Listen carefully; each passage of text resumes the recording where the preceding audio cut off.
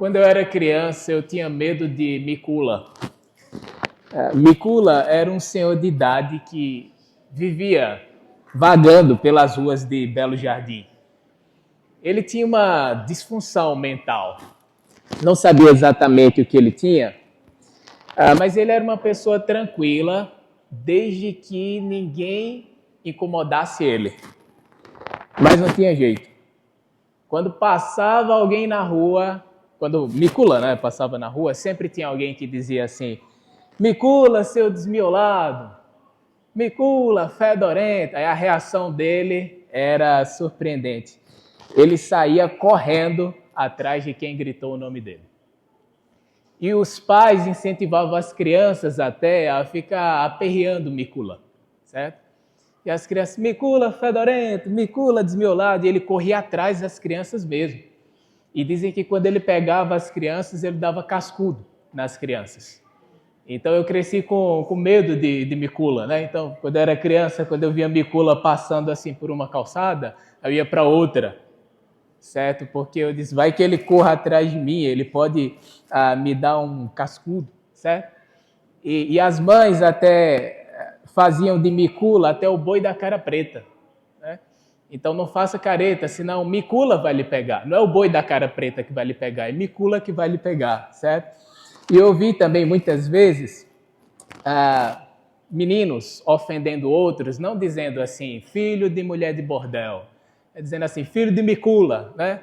E aí a criança ficava irritada e ia atrás dele, tentava confusão, aquele tipo de coisa. Mas veja, eu não sabia exatamente qual era a disfunção mental que Micula tinha. Todo mundo sabia que ele, de fato, tinha algum problema, certo? E quando pensamos em alguém louco, geralmente pensamos em alguém como Micula ou como alguém que você conhece ou já conheceu. Mas Jesus, em uma das suas parábolas mais impactantes, ele avaliou como louco alguém que jamais avaliaríamos como louco. Talvez porque compartilhamos da mesma loucura. Convido você a abrir a sua Bíblia, lá no Evangelho segundo Lucas, capítulo 12. Evangelho de Lucas, capítulo 12. A leitura foi feita no começo do culto. A leitura começou no versículo de número 13 e foi até o versículo de número 21. Esta é a famosa parábola do rico tolo ou do rico louco. É interessante notar que do versículo 13 até o versículo de número 15, você encontra uma espécie de contexto da parábola. Jesus ele conta uma parábola por causa de algo que aconteceu. Então, quando ele conta essa parábola, a parábola do rico louco, acontece alguma coisa antes. E você consegue acompanhar aqui nesses versículos? Você consegue ver aqui que no versículo 13, 14 e 15, do meio da multidão o homem se levanta e diz assim, mestre, eu tenho um problema aqui para você resolver.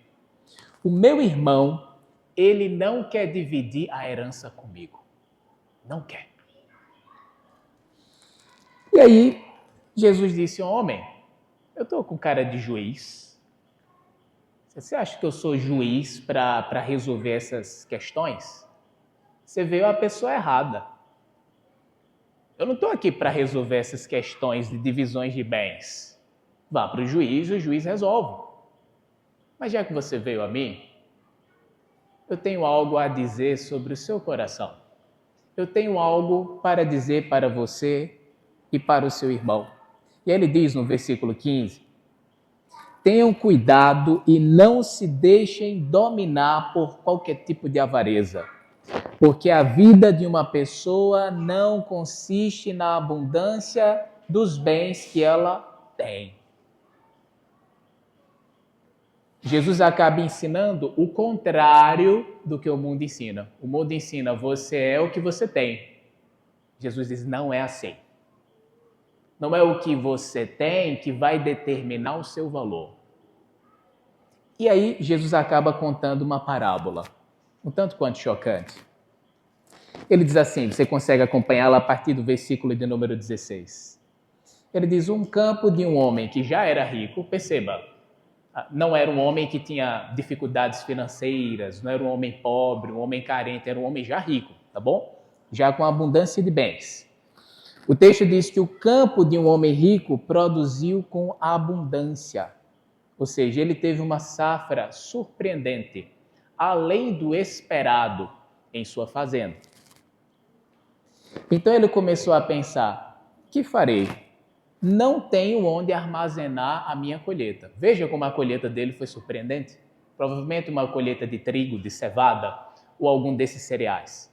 Então ele disse, olha, durante todos esses anos, sempre coube as minhas colheitas no meu armazém, no meu celeiro. Mas esta colheita foi tão surpreendente que não coube. E aí ele pensou consigo mesmo, o que vou fazer? E aí ele chega à seguinte conclusão, versículo 18, já sei.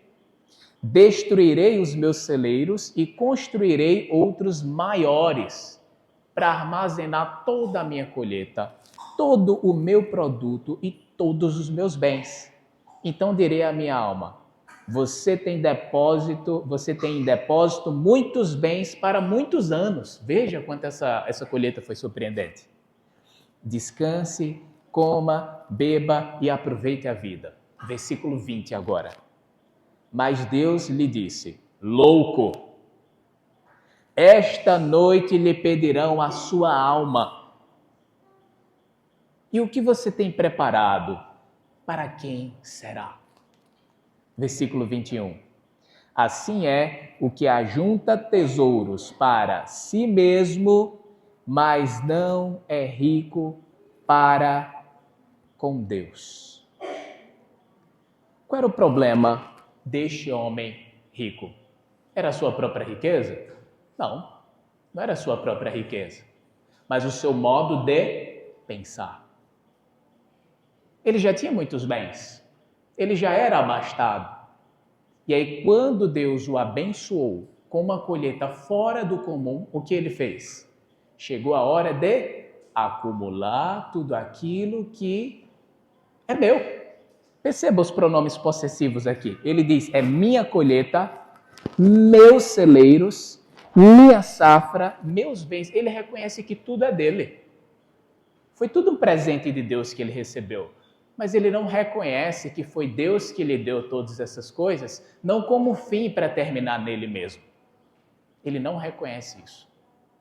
Ele recebeu toda aquela safra, toda aquela colheita, e ele diz, é tudo meu. São os meus celeiros, é a minha colheita, é a minha safra, são os meus bens. Então eu vou guardar todas essas coisas para mim, deixar de trabalhar por muitos anos, só curtir e pronto. Então, tudo que ele recebeu, ele disse o quê? É para mim. Tudo que ele recebeu, ele disse, é meu. Esse rico tolo, ele não se enxerga como alguém que é responsável perante Deus diante de tudo que ele possui. Ele não se enxerga dessa maneira. Ele olha para tudo que ele tem e diz, tudo me pertence. Eu sou dono de todas essas coisas. Mas o que ele descobre nessa parábola? Ele não era dono nem da vida dele. E aí Deus fala com esse rico tolo, dizendo, louco, esta noite lhe pedirão a sua alma. O que você tem preparado? Para quem será? Esse rico tolo pensava que era dono de todas as coisas que ele tinha na mão, de toda aquela safra, de todos os bens, de toda a colheita. Mas ele não era dono de nada disso. Pelo contrário, ele não era nem dono de sua própria vida. O que Jesus está nos ensinando por meio desta parábola? Jesus está nos ensinando que precisamos reconhecer que somos apenas dispenseiros, mordomos de Deus aqui nesse mundo.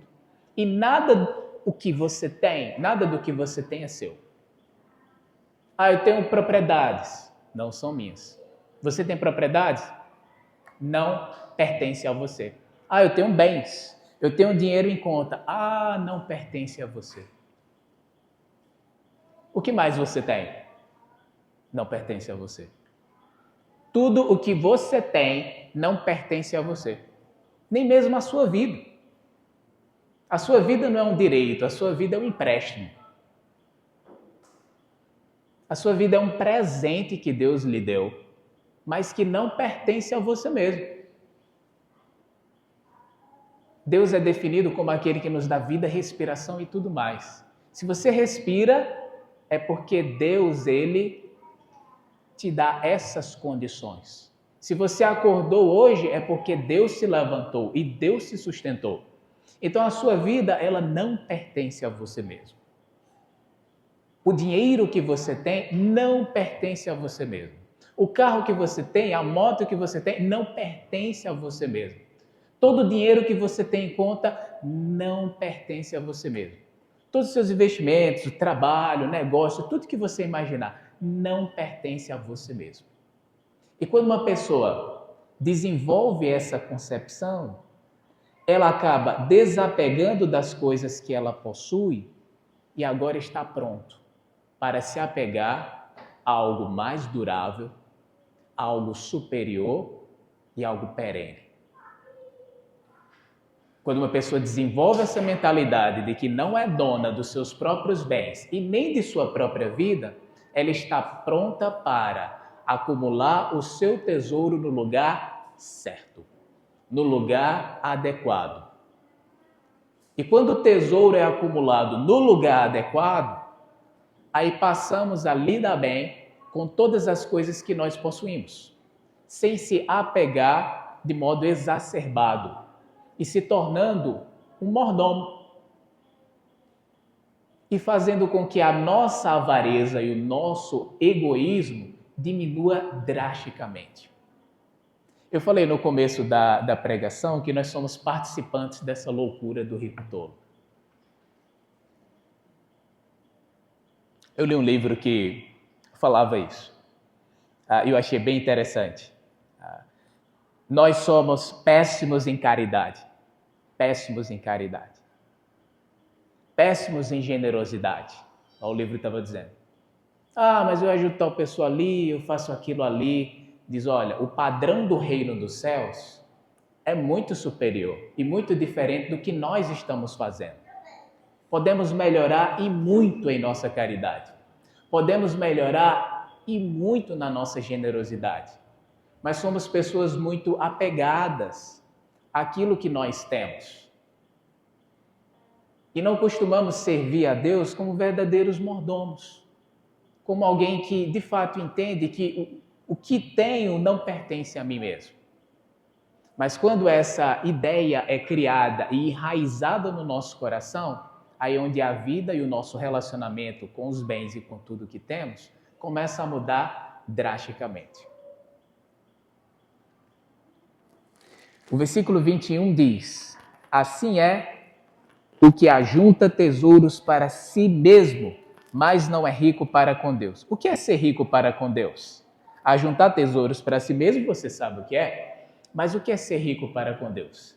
Ser generoso. Quando a pessoa ela investe em caridade e generosidade, ela está fazendo investimento.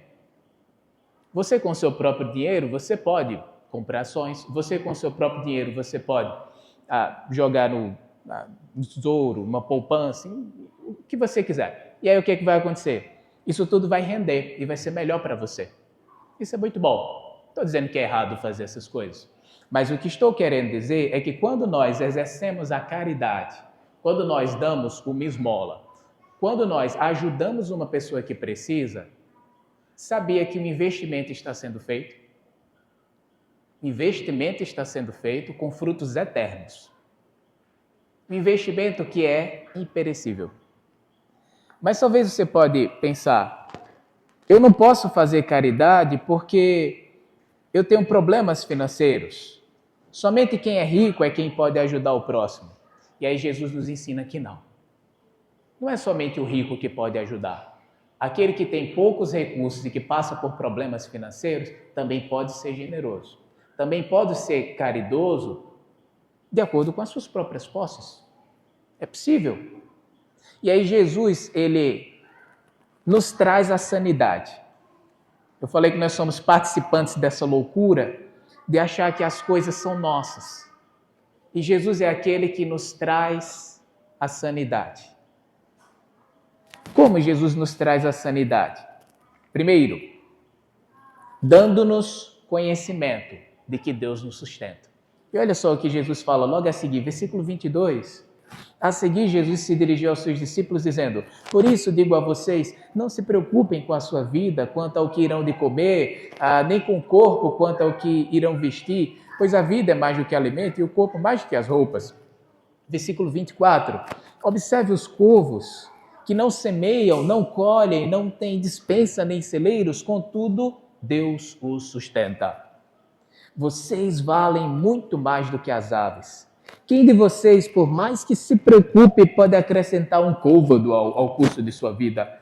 Portanto, se não podem fazer nada quanto às coisas mínimas, por que se preocupam com as outras? Versículo 27. Observe como crescem os lírios. Eles não trabalham nem fiam. Porém, afirmo a vocês que nem Salomão, em toda a sua glória, se vestiu como qualquer um deles. Ora, se Deus veste assim a erva que hoje está no campo e amanhã é lançada no forno, muito mais fará por vocês, homens de pequena fé. Portanto, não fiquem perguntando o que irão comer ou beber. Não fiquem preocupados com isso. Versículo 30. Porque os gentios de todo mundo é que se preocupam com essas coisas, mas o Pai de vocês sabe que vocês precisam delas. Busquem antes o seu reino e estas coisas lhes serão acrescentadas. Você pode ser rico para com Deus. Nós podemos exercer a generosidade e a caridade de um jeito mais efetivo do que já fazemos. Nós podemos fazer isso, se acreditarmos que Deus, Ele está nos sustentando. Mas eu tenho muitos problemas financeiros, eu não posso ajudar. Pode ajudar. Pode contribuir, pode ser generoso. Eu não estou falando somente de trazer suas ofertas aqui para a igreja no momento do culto. Não é somente sobre isso que estou falando. Porque a generosidade e a caridade vai além dessas quatro paredes aqui. E vai além desse momento.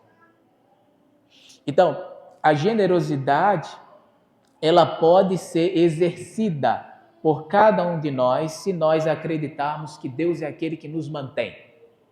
Se você acredita que a sua vida não pertence a você mesmo, que todos os bens e toda a riqueza que você tem não pertence a você, e que é Deus que lhe sustenta, como não ser uma pessoa rica para com Deus? Como não ser uma pessoa generosa e que ajuda os outros? Como não se tornar esse tipo de pessoa? E por fim, Jesus ainda apresenta um outro motivo para nos trazer a sanidade. Jesus é aquele que nos dá um tesouro superior. Preste atenção, versículo 32 agora. Não tenham medo, ó pequenino rebanho, porque o Pai de vocês se agradou em dar-lhes o seu reino. Vendam os seus bens e deem esmolas. Façam para vocês mesmos bolsas que não se desgastem. Tesouro inesgotável nos céus, onde o ladrão não chega, nem a traça corrói. Porque onde estiver o tesouro de vocês, aí estará também o seu coração. Olha só o que Jesus está dizendo. O Pai se agradou, o Pai quis dar o reino dele para vocês. No reino de Deus é onde se encontram todas as riquezas, todas as bênçãos espirituais nas regiões celestiais. É riquezas que você quer? É riquezas que você busca? Receba o evangelho das insondáveis riquezas de Cristo Jesus. É riquezas que você quer? Receba a rica misericórdia de Deus demonstrada na cruz do Calvário.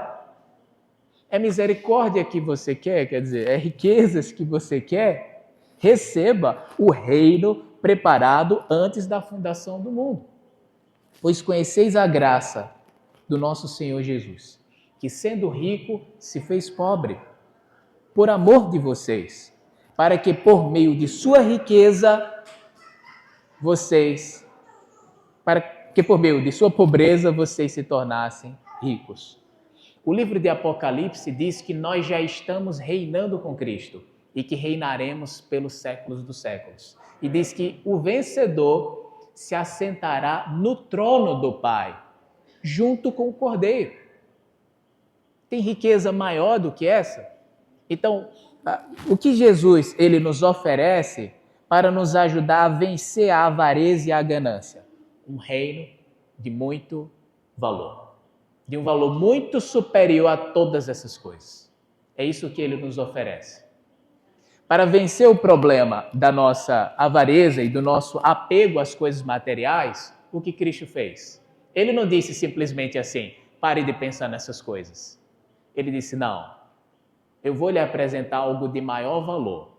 E quando todo o seu coração estiver nessa coisa de maior valor, então todos os seus bens e todas as coisas que você tem, você vai perder a fixação por essas coisas. Porque algo maior estará em sua mente. E aí você vai entender que todas as coisas que você possui é para serviço dos outros, é para abençoar os outros. E que as coisas que você possui, as coisas que nós temos, não são um fim em nós mesmos, mas sim recursos que nós possuímos, que não pertencem a nós mesmos, para servir o próximo e para fazer com que a obra de Deus ela vá para frente. Eu me lembro de uma frase muito interessante para a gente finalizar, em que disse o seguinte: meu negócio é pregar o evangelho e eu trabalho para sustentar esse negócio. Eu achei muito interessante essa frase, certo? Então veja a mentalidade. A mentalidade de quem está trabalhando por algo maior. Por algo maior. Não para ter bens e dizer isso é tudo, mas para que os bens sirvam à causa de Cristo e para que outras pessoas sejam abençoadas com aquilo que Deus nos oferece por graça. A sua vida não pertence a você. Todos os bens que você possui não pertencem, nenhum deles pertence a você. Lembre de que Deus é aquele que está te sustentando e que precisamos nos fixar em um tesouro superior, no qual é muito mais glorioso, no qual ladrão nenhum pode roubar. Que Deus seja louvado.